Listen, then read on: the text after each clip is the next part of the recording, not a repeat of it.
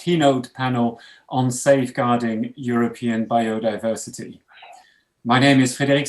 I'm the Energy and Environment Editor of Euractiv, and I will have the pleasure of moderating today's discussion. A quick word of introduction to start with.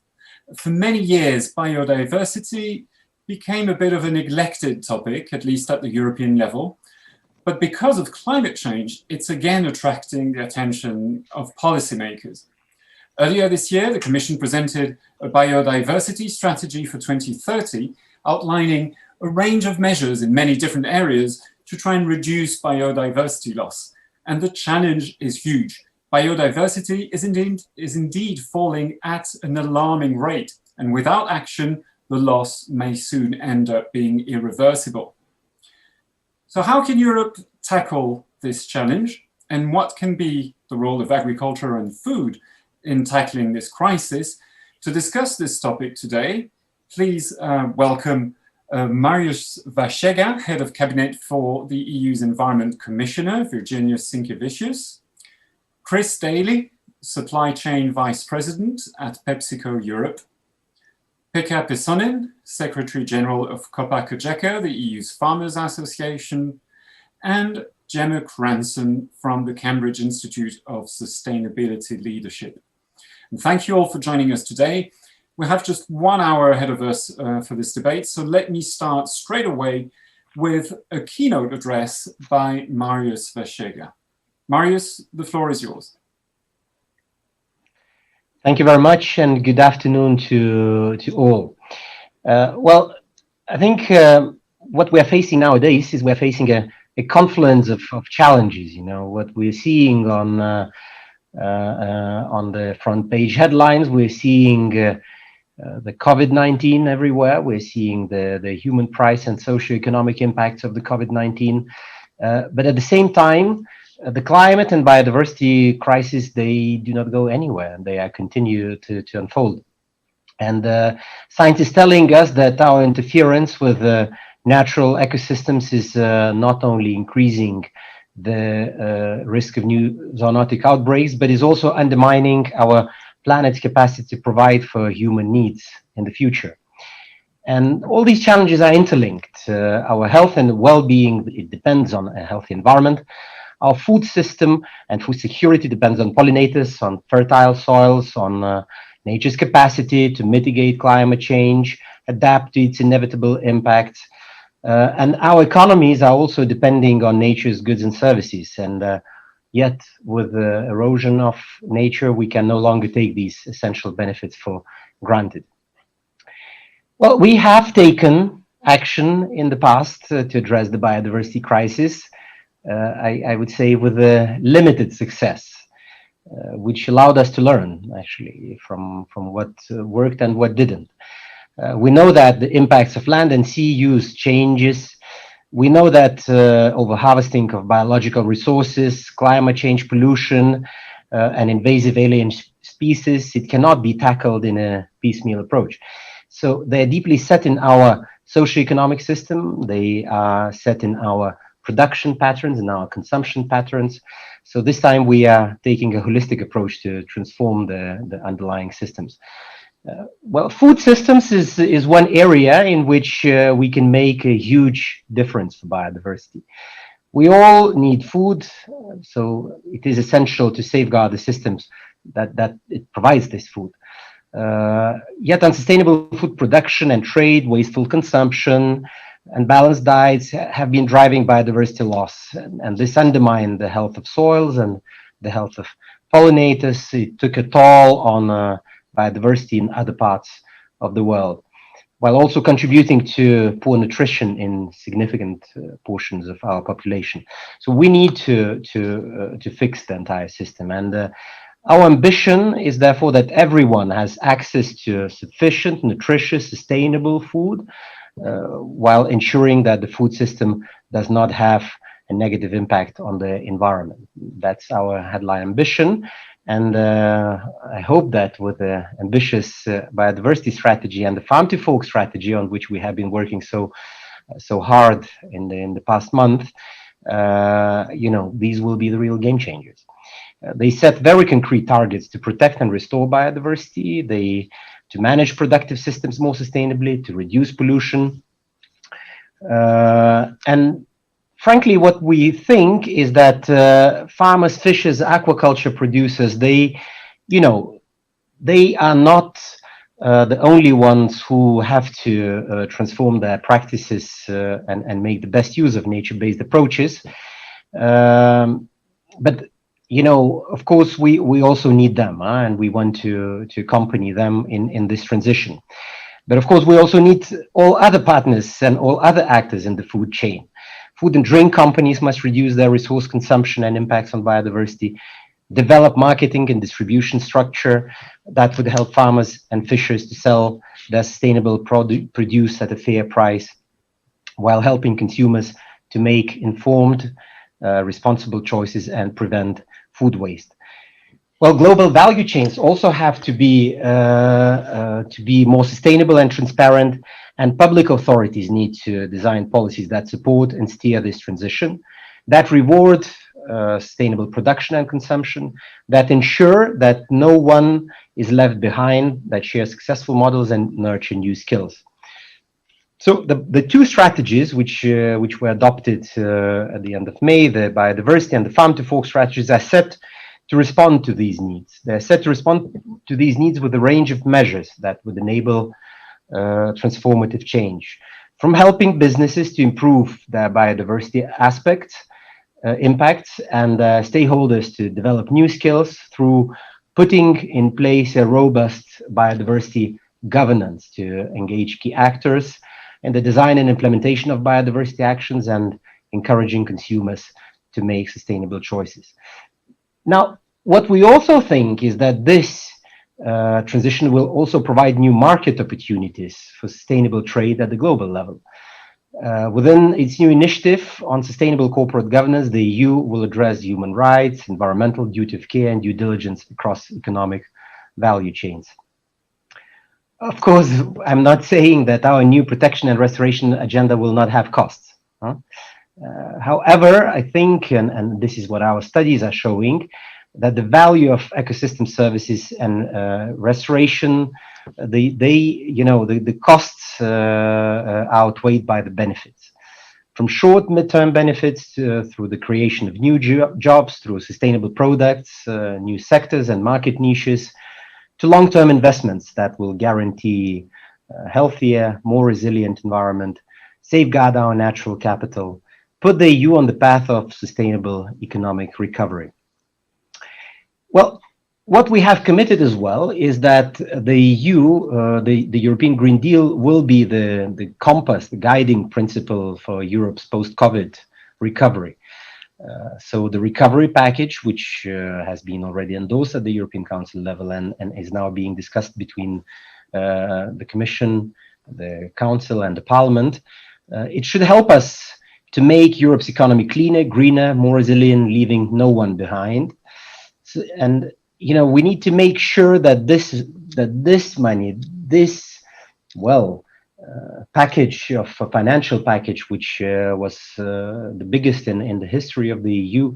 So we have to make sure that these unprecedented amounts of money will be invested in economic recovery wisely, that we will not be going back, to business as usual, but that we will be taking a leap forward and, we will become more sustainable. As the farm to fork and biodiversity strategies were developed and adopted hand in hand together with each other, so we also need to move forward in partnership. This is not a matter of choosing between environment and food or the economy. It is about moving to a new system that provides food, well-being, and healthy environment, the only option we have in the long run. We have seen over the past months that our society is capable of profound change when we see it is needed, such as, for example, fighting ongoing health emergency. So I think what we need to do, we need to apply the same conviction, the same determination in addressing our ongoing environmental emergencies. I'll stop here. Thank you, and happy to participate in the discussion afterwards. Right, thank you very much, Marius. Now, after this introduction, let me start the debate straight away with a simple question to all of our panelists, which I would kindly ask you to answer very briefly in 1 minute maximum. How do you see the biodiversity challenge from your perspective? So Chris Daly, from the point of view of PepsiCo.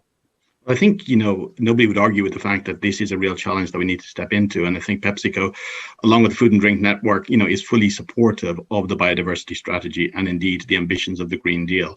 We see them as a positive way forward, a positive way to change and accelerate change within our own business, but also into the social system around us as well. If you talk about the challenge of it, I think the challenge comes not in kind of what to do, but, how do we do it and how do we do it effectively? It was very encouraging to hear from Marius, kind of talking about, transitions, talking about everybody in the value chain stepping into this problem. This is the way, indeed, we will do this correctly. And indeed, we need a coherent approach to this and to all aspects of the Green Deal in order to make sure it's really successful.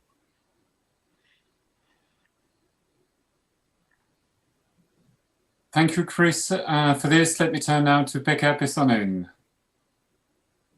Thank you very much for the invitation. Pleasure to be here.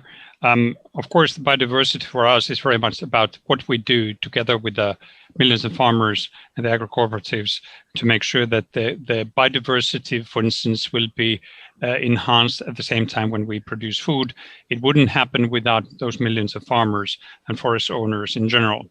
It's very much about also we see market solutions to this, because fundamentally this is a voluntary exercise in order to keep these operators motivated to produce high quality nutritious food, like Marius pointed out. It's also that we have to find certain phenomena that already are there. And for instance, land abandonment in your native Lithuania, this is actually a case where my heart goes out to see the land completely wasted. And for instance, even if you say that nature takes over, some cases, for instance, extensive grazing, actually we have let's say huge loss of let's say habitat through that abandonment. And then especially if you look at this is about how to manage food production with the natural resources, and that management factor is really crucially important. We have very good examples from sectors such as forestry, where we can actually increase carbon sequestration and carbon stock through management. And so this is something that we are very much interested and committed in European agriculture. Thank you, Pekka Pesonen. Let me turn now to Gemma Cranston for the opening remarks. Try and keep it short if you can. Of course, thank you so much. It's an absolute pleasure to be able to join you this afternoon.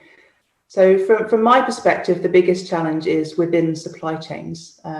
It's well known that the largest impacts occur at the very beginning of supply chains, where raw materials are being produced. The issues that we face is that many companies don't currently know where their raw materials are coming from and see themselves potentially as limited in the actions and the activities that they can take. Traceability and transparency are topics that are really starting to gain attention, and we're seeing more interest from companies to undertake analyses that will support them in identifying where they are at most at risk and where they can take positive action to create change in terms of restoring and protecting nature within their supply chains. Thank you, Gemma. And maybe let me now continue to sort of try and set the scene to understand the scale of the challenge. I mean, the European Commission has tried before to address biodiversity loss. There was a biodiversity strategy for 2020. Apparently that didn't work that well.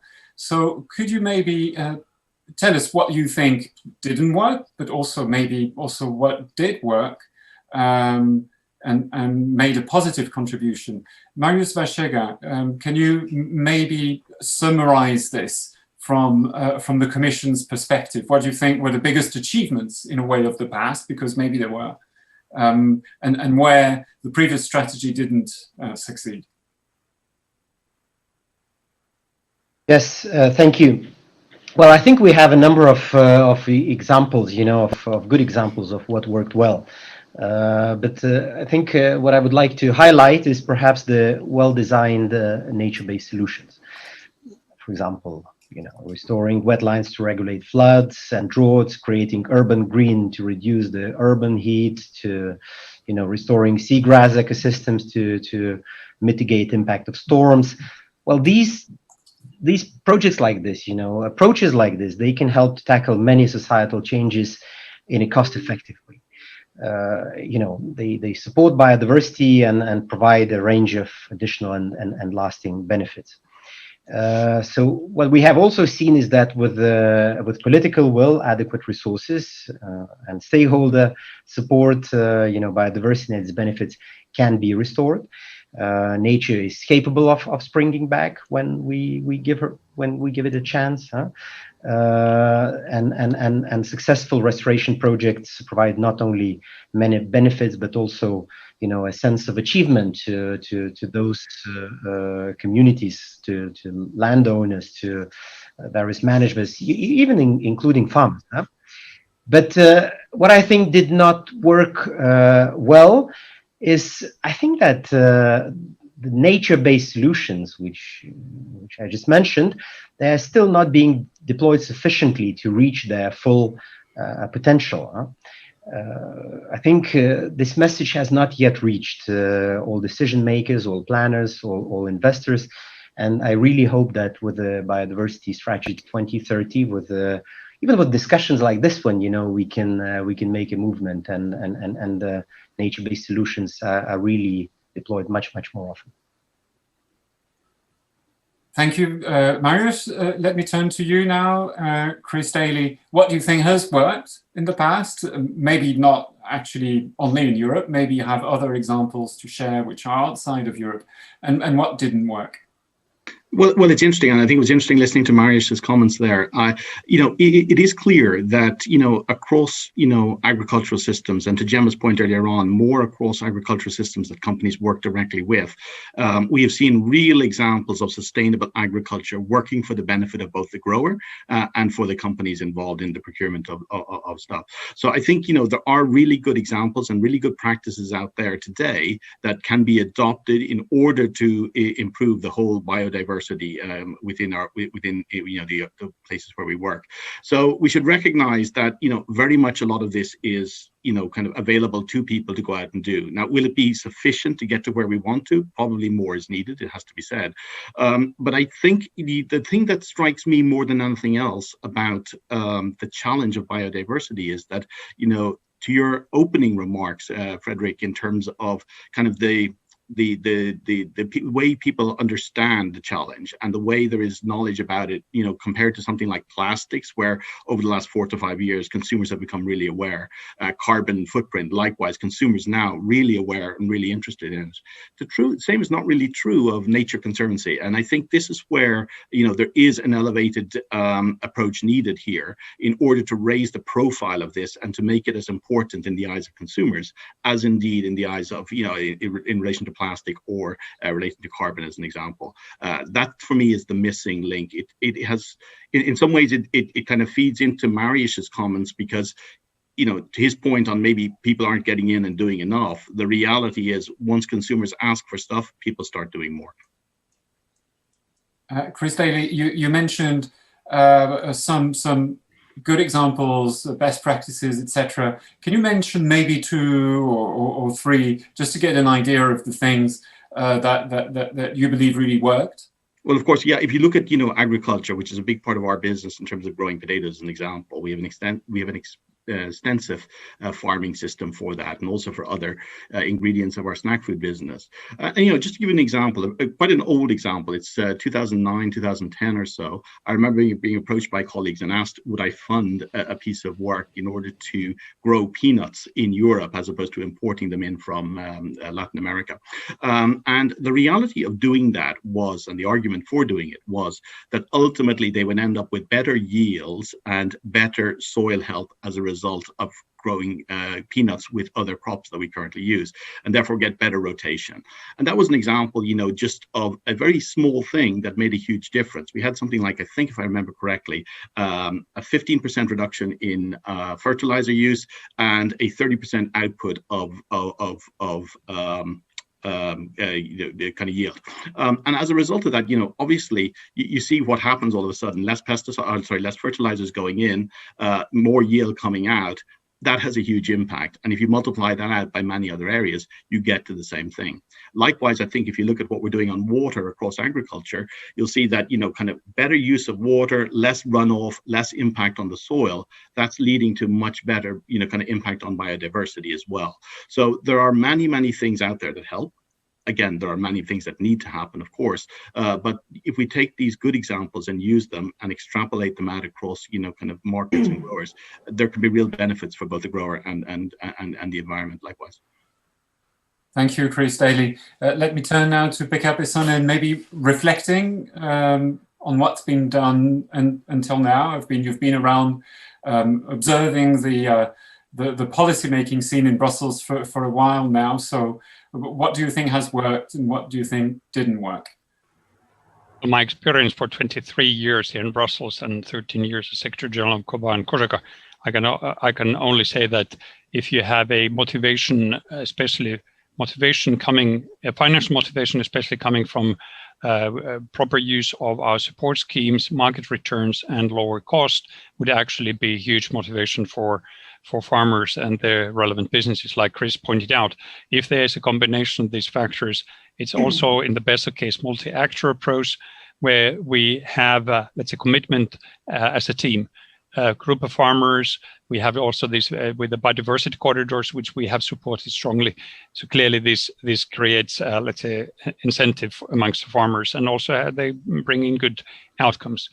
This is also about innovative technologies, and we have to keep in mind that European Union is still one of the leading forces, globally speaking, when it comes to application of innovative technologies.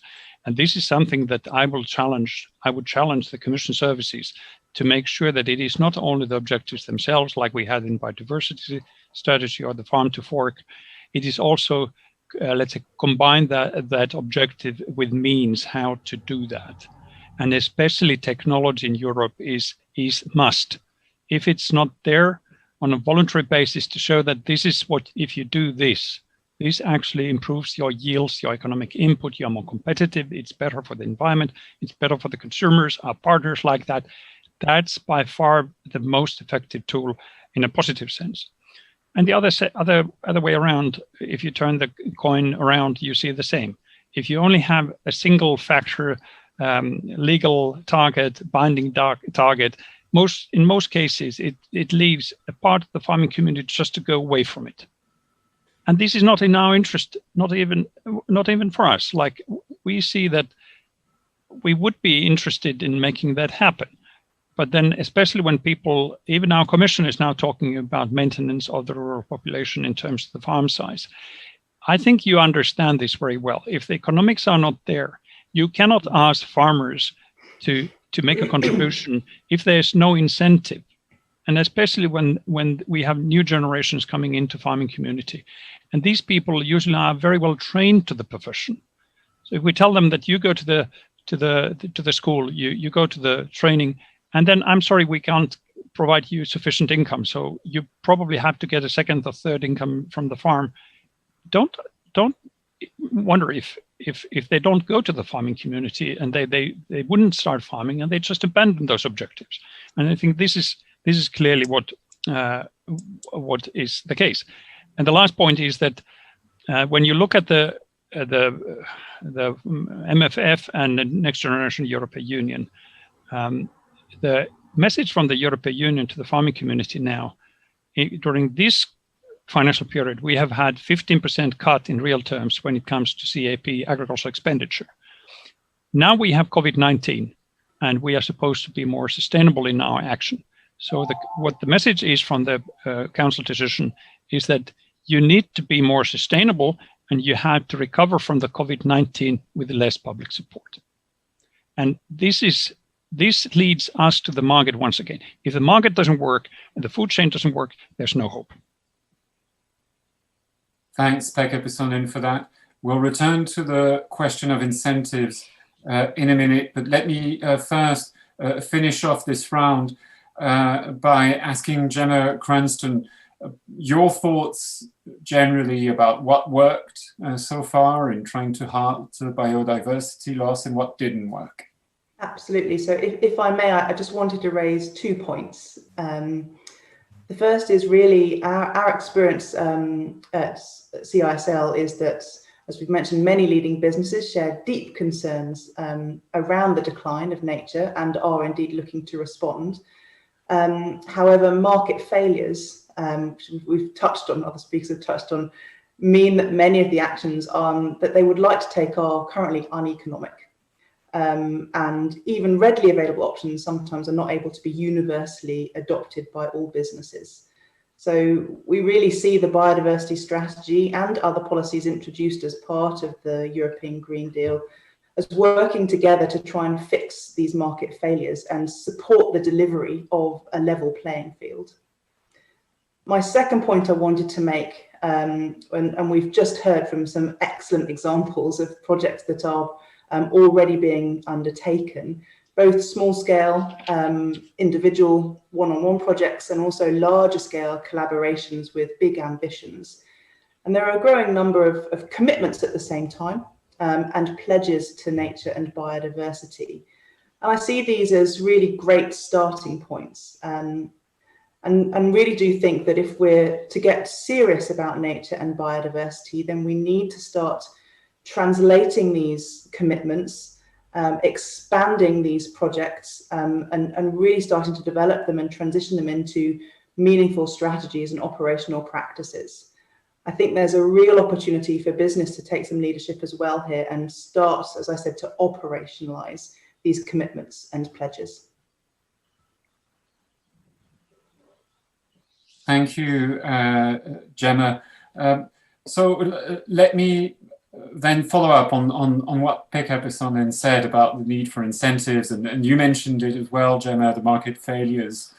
And I saw, Marius, Vaščega, that you were nodding. It seems the Commission is actually aware that the key to all this is to succeed in building incentives so that farmers start taking better care of their land. Where are you with your reflection on this at the European Commission for the moment? How can those farmers be incentivized and encouraged to take a better care of their land? Yes. Let me also pick up on a few things which were mentioned before, and I think where I would like to start is what Chris mentioned, about raising profile of biodiversity protection and these policies. I think you're completely right, Chris, in that sense. It's very often biodiversity protection is still seen as some kind of a green romanticism, nice to have, but not, maybe difficult to achieve, and there are better objectives to focus on. And I think what we're trying to do, we are trying to make sure that biodiversity protection comes at the same level as other environmental areas. For example, circular economy some years ago was something people were just listening and not knowing what it is, but now it's actually in the mainstream. If we look at the global threats report by the World Economic Forum, which is a very mainstream institution, right? So I think biodiversity is the loss of biodiversity is one of the biggest threats which they are putting there in the report. So I think it is indeed it's a new frontier to a certain extent, the biodiversity protection, where we should be really working, and it involves a lot of communication. I think it also involves a lot of discussions like this one, for example, at all possible levels, because indeed, I think there is a certain inconsistency between the short-term, incentives and longer-term incentives, because it's very difficult to argue that in the long or the mid-term, biodiversity protection could be bad for anyone in the agricultural sector. But there might be some economic, market failures, as was also mentioned, and we are trying to work with them, because we see farmers as our allies in bringing nature back to agricultural areas. They need right incentives. They need real engagement in decisions. They need reward and recognition in their efforts to protect biodiversity. And I think we also need learning opportunities to create them, to help them to adopt biodiversity-friendly practices. Obviously that all requires a fresh look at the common agricultural policy. Thank you, Marius. So I understand you're quite open, in fact, to contributions from all sides. In a way, you don't have yet at this stage a clear set of proposals to put on the table. Yeah, look, I think this is a transformation. I mentioned other areas in which the transformation is happening. I think we are a little bit at an earlier stage in here. But I think if you want to have a proper transformation, you need everyone on board. So absolutely. Pekka, Pesonen, what does that make you think? It's a blank sheet. Almost that we're working on, it seems. What are the kinds of incentives that you could imagine that policymakers could put in place to encourage farmers to do more to protect biodiversity? Do you have any ideas at this stage? Well, we need a week to discuss this because we have lots of ideas, and of course how to motivate farmers. I think one element that I hope that the Commission will take a look into this in preparation for the legislative proposals for the biodiversity strategy and farm to fork strategy would be to develop a consistent approach for the farmers to be to implement these in a diverse environment that they have. And by this I mean that if you go for instance, nutritional labeling, think what that would mean for the farmers and what their livelihoods would be impacted on. Another point is PPPs, plant protection products. It's easy to say that let's cut 50% and an additional 50% for the highest risk category, but then we need to address the phenomena, because through the climate change we will most probably have higher, existence, or more frequent, pest and disease outbreaks, which we have to fight. If we don't, we endanger our food security and/or our environment itself. So we have to find a solution, and this is exactly what the Commission needs to take a look into. So it is also to accompany these measures with the other area, the other side of the field. And I would like to go even further by saying that that we are talking about international trade, and by definition we are not against trade, because the European Union is built on trade. The single market, of course, is sacred for us.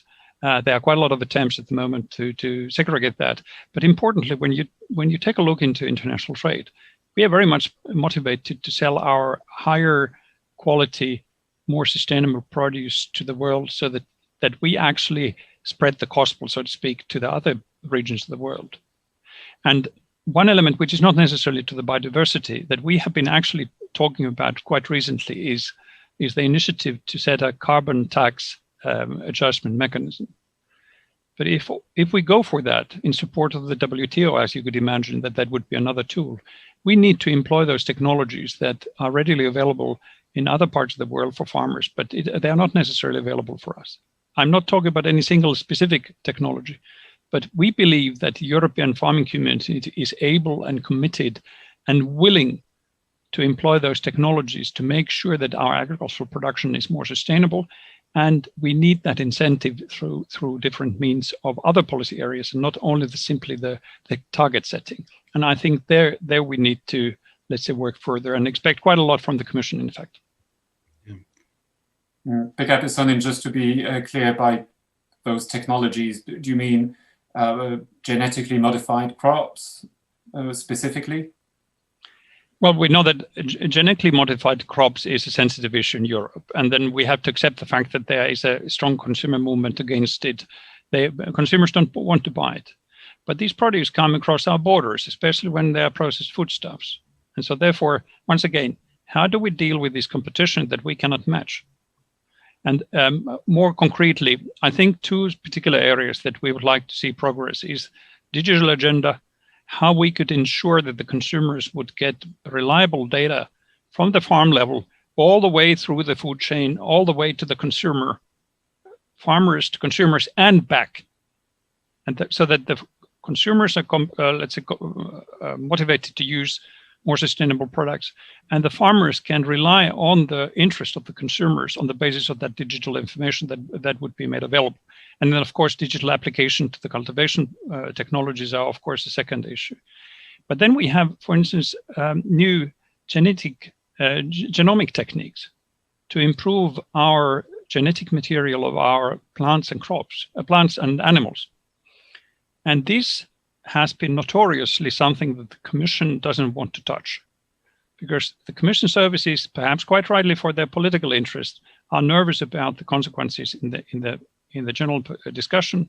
But the reality is that our competitors are using these technologies, and they are developing products that will most probably enter European market without us being able to respond to them.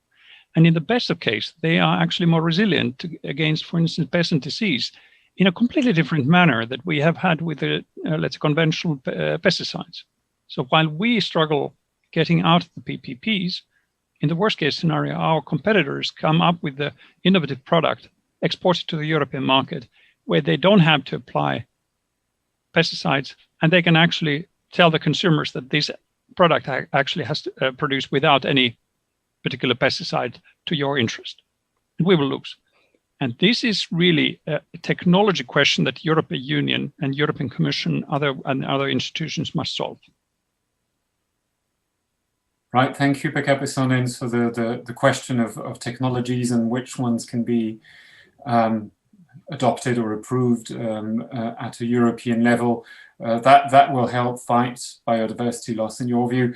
Maybe let me ask you, Chris Daly, in terms of the incentives that you could imagine that policymakers could adopt to encourage better practices from farmers to protect biodiversity. What would you have in mind? What would you suggest? Well, I think, the points being made by Pekka are exactly the right ones, that this needs to work economically. And if it works economically, then obviously we'll see more transition towards, a proper environment in which food is grown in a sustainable way. Now, kind of how do you make that happen? Well, I think, to the point raised by Gemma earlier on, there are market failures there that, kind of just haven't worked. And there's also a need for people to be able to take some risk and understand, that change is possible, and learn exactly what that change can involve and what the implications of that in terms of outputs, etc., would be. So you've got to anticipate that this is an environment that has both, a pure economic thing, which is that it can be potentially more expensive to grow crops in a more environmentally sustainable way. That's not always the case, and we have examples across kind of our business today where that is clearly not the case. But as we go forward and as we try to go even further than we are today, that may become the case, and we may realize that. So stepping into that, you absolutely need to, I think, be very coherent in our approach to food policy making within Europe.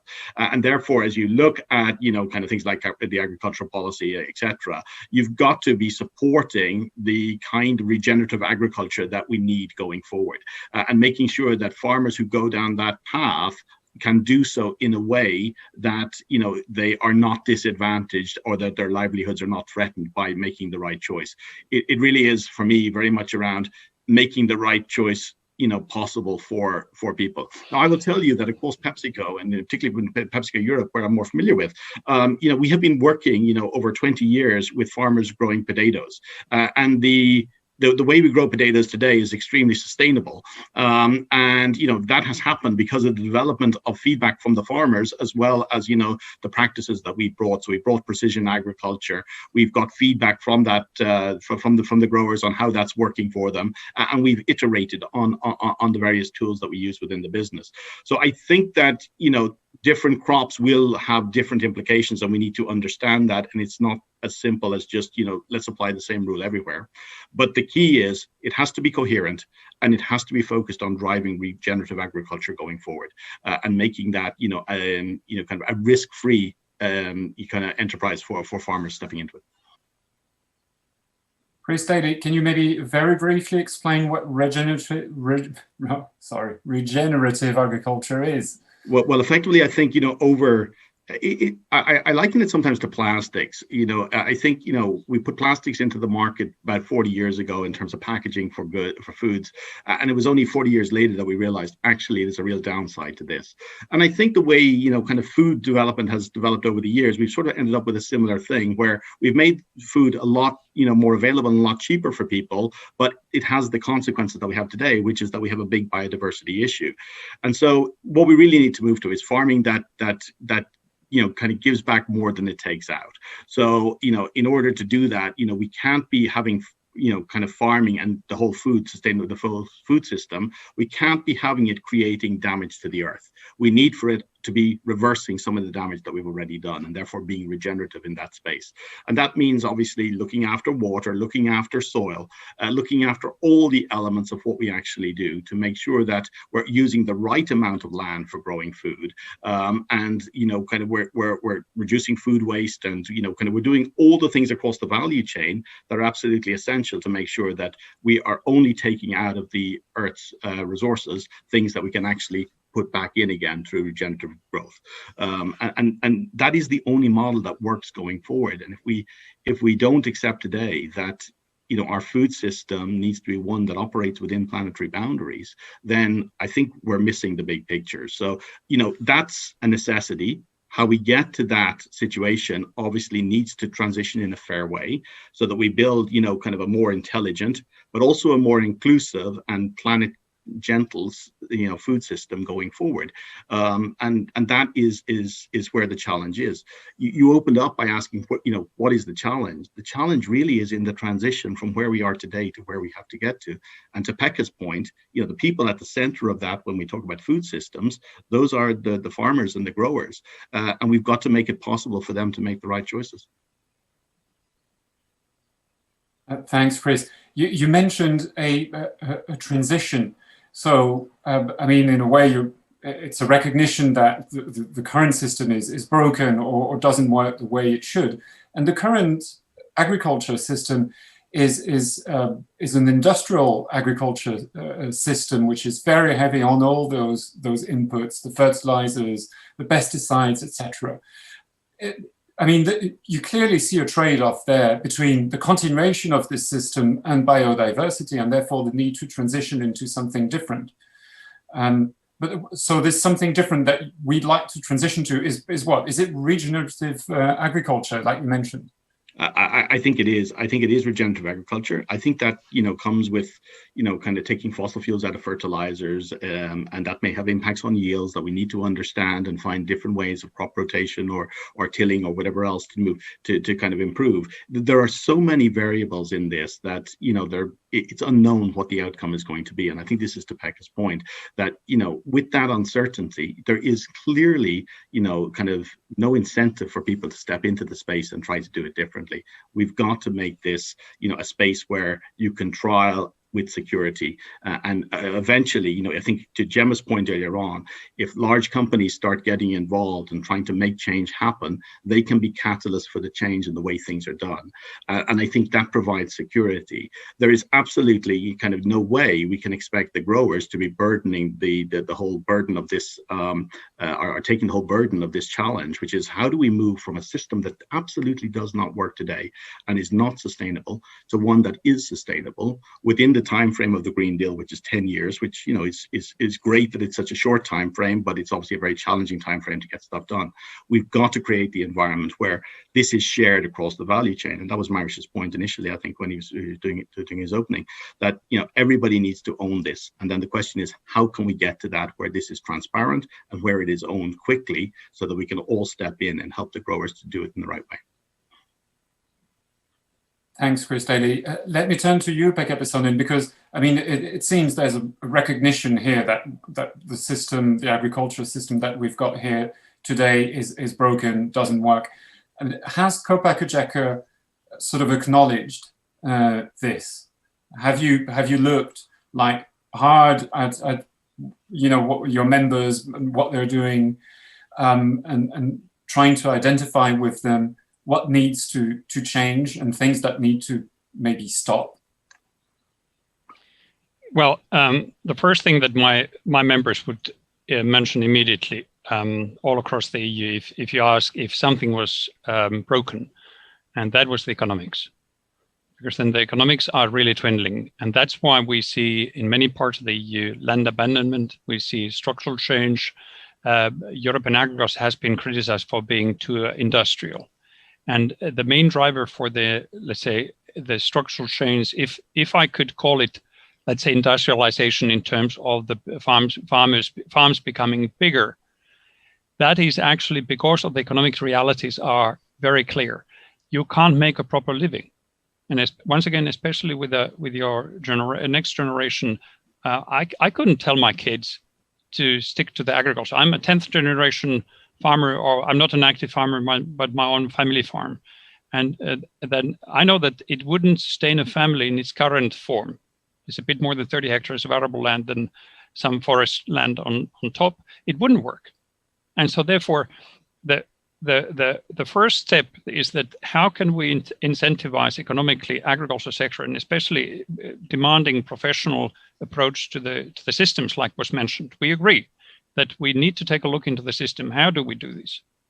But how to make it economically work in an open international trading environment, and having some bottlenecks for the technologies.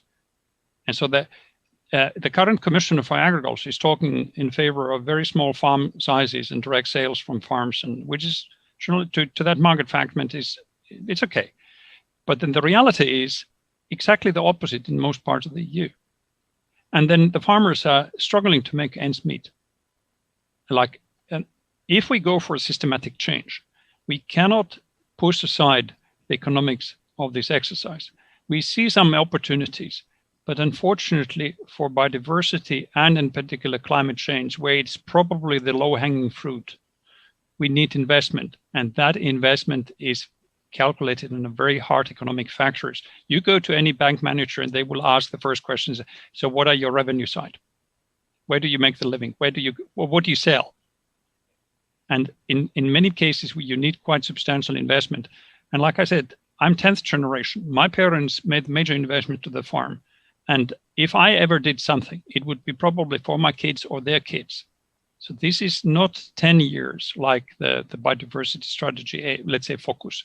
This is about generations and over-generation, cross-generation investment for more sustainable technologies and investment. Forest is a very good example. I'm very proud of our own performance in this respect because it's a long-term investment. Pekka Pesonen, so we're back to the fundamentals.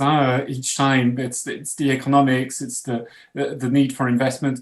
Do you see any hope maybe in the recovery package that was adopted just before the summer holiday, and the budget that was adopted at the European level? Do you see any hopes maybe of getting now some extra finance coming, I don't know, maybe from the EIB? Is that something you see potentially as changing the situation of farmers, or is it too little? Well, of course, we welcome these recent initiatives, and when the recent French government decision to introduce 40 billion euro rescue package for the French economy on the basis of the recovery, my understanding was that about billion euros was earmarked for agriculture. We certainly welcome that. And the point here is that we need to activate these funds as soon as possible. We know that it is about sustainability investment. We have no problem with that. But then also that investment, since it's taxpayers' money, we need to make good value out of this. And therefore, together with our French colleagues and French members, we were very supportive to this initiative. And please come forward with investment that would actually enhance our competitiveness, secure food, enhance our competitiveness, and eventually make a decent income for the farmers. And these three elements are very interlinked through the rescue package, which we welcome, and we supported the 750 billion euro initiative of the European Commission. But do you see it as sufficient? I mean, public money is one thing, but ideally farmers should be able to get this funding from private sources. Is finance the answer there? Do you see changes happening on the side of private finance going in the right direction at the moment or not? Well, public funding is never enough. That is by nature, it's not supposed to be 100% of the coverage. It is to incentivize certain elements. We hope that private money will come to the same territory. We see some initiatives with our partners in the value chain, food chain, let's say industry, our own cooperatives. They are already involved with some of these initiatives where, for instance, new facilities have been put in place. So it is a very close marriage between farmers' initiative with public incentive, public money and private money to make it operational at market level. Gemma, Cranston, maybe a few thoughts about the financing aspect, extra funds coming now via the European Union with the Recovery Fund, maybe some developments that you've seen happening on the private finance side. Maybe you can share a few thoughts there. Yes, absolutely. I mean, the first point I wanted to make here is I think it's not just about purely focusing on agriculture here. Economic prosperity as well as the well-being of society is dependent on nature and biodiversity, and the loss of nature and biodiversity has direct and indirect implications for company bottom lines and for society more generally. It's disrupting supply chains. We're seeing economic losses being incurred from increased flooding and droughts, and the figures are quite clear. We've got $44 trillion of economic value generation. Over half the world's total GDP is moderately or highly dependent on nature and its services. And we should remember that the EU is among the regions with the highest amount of GDP in nature-dependent industries. So I think there's a broader perspective here to bring to bear than purely just focusing on paying to ensure security of supply, if you like. Obviously, we have a food security issue, but I think there's a bigger debate here to have around climate security, the ecological crisis, and the well-being of our communities and our member states. And I think that's where the role of blended finance can really play a part. So public-private partnerships, where we're bringing together those different sources of funding to unlock the capabilities of those, be it farmers, be it other landholders and other actors who have important roles to play in maintaining our ecological backbone, if you like. And I think it's finding those moments, finding those markets, and creating the commercial proposition that's really going to work, with recognizing that those returns are going to be financial, but they're also going to be broadly societal as well. There are conversations that are happening. I was very lucky to participate in a group with a number of banks yesterday who were asking these questions. What are the mechanisms that we can apply? How do we engage with these different corporates? How do we engage with their value chains and their supply chains? And at the moment, there are small examples of where there may be sort of trade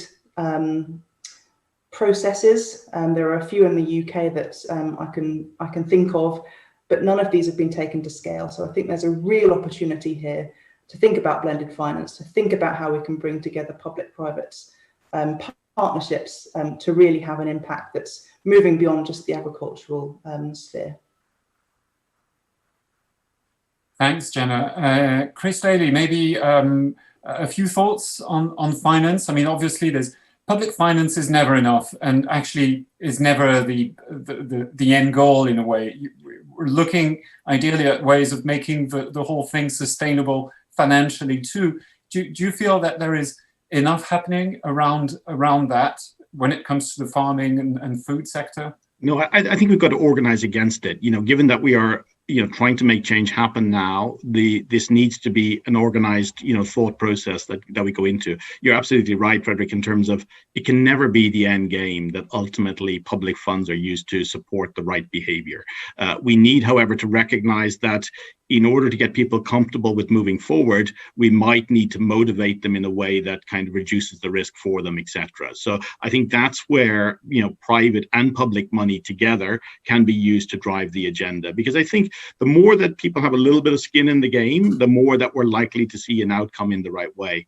And we have learned over the years that if the grower is kept whole, and if he has a way of growing his business and making his business more successful, then he is as motivated as you would could possibly imagine in order to drive the agenda.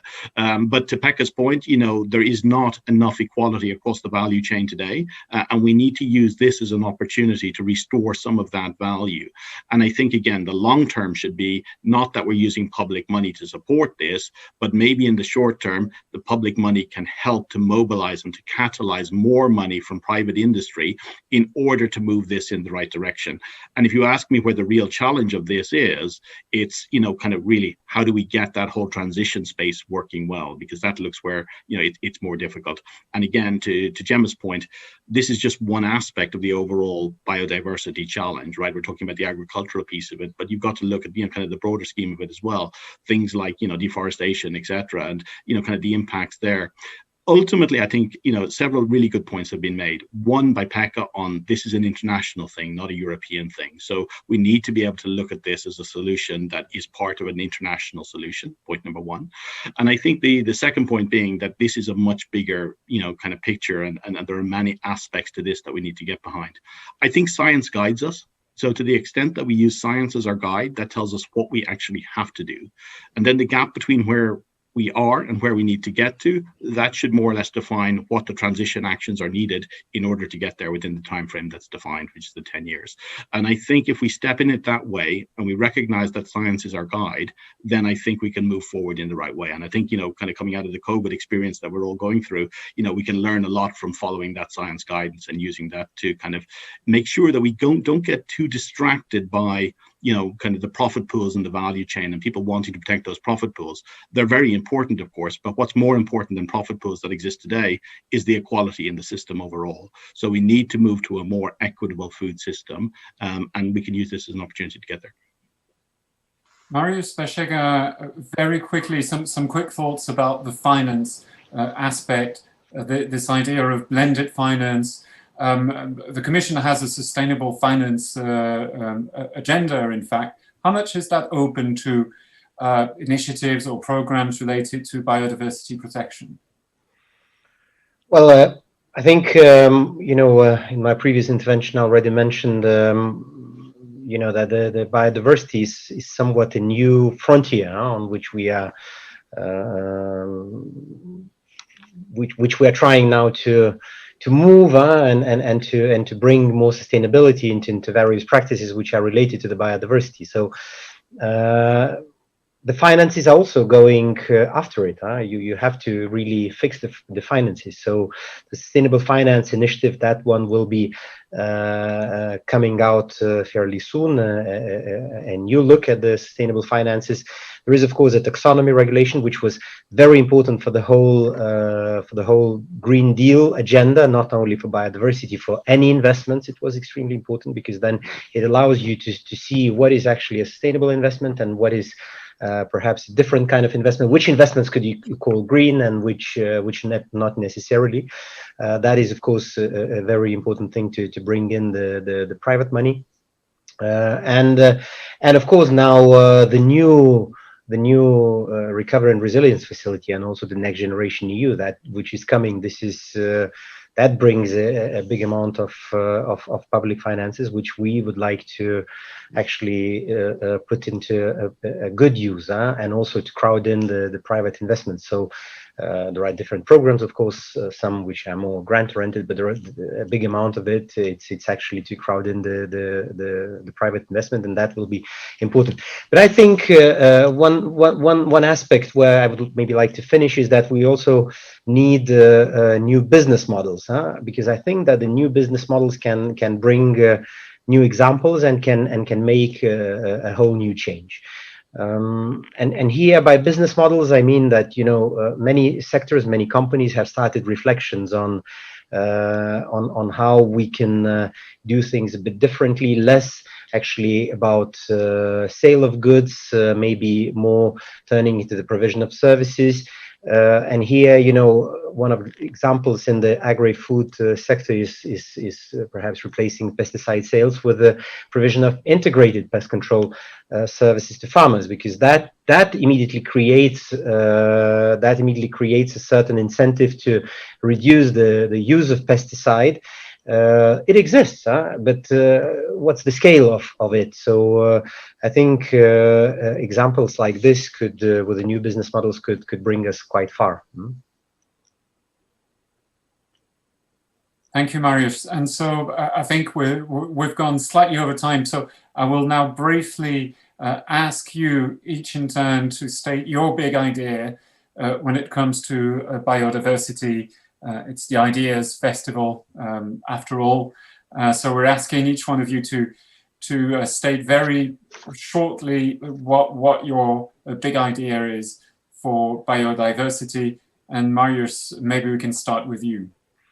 I think, you know, those business models and products and services is actually the idea which I could bring to the table. But I think what we have also learned in here that certainly for biodiversity, it's difficult to find one idea that, you know, as a silver bullet would sort all of the problems. It's exactly the opposite. We need many big ideas that could actually help us to transition. Okay, Chris Daly, your big idea or big ideas? Well, I agree with Marius, you need many big ideas, but what I would go with in the short term is we're going to be stepping into a period of strategic insetting or offsetting as we go forward. Why don't we tie biodiversity goals to that as well, so that we try to kill two birds with the one stone? All right, Pekka, Pesonen, big idea from your side. I have only, let's say, basically three points. Involve farmers and forest owners, make sure that we are have enabling policies at the EU level, preferably, and then ensure that we have new technologies. And my last point goes to Mr. Marius Vaščega. I believe that we agree that integrated pest management actually involves all toolbox, and it's actually used. It's an obligation for farmers in Europe as we speak. It's already there. All right, Gemma, Cranston, big idea from your side. So my thoughts here is really around how we can move from commitments and pledges and transition to action, and to Chris's point, nature positive strategies across the board, supported through appropriate policy and finance. Is really only by operationalizing our ambitions that we can make any progress on reversing the biodiversity crisis. All right. Well, thank you all for joining this very interesting closing keynote panel. Thanks to all those who joined us as well online, who followed this debate, which was live streamed on the web.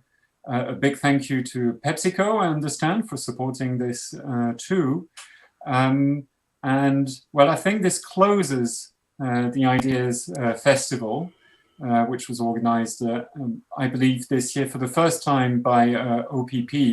And I'm looking forward to the second year and the Ideas Festival in 2021. Hopefully, maybe we can meet again in flesh and not virtually, but that is a different story.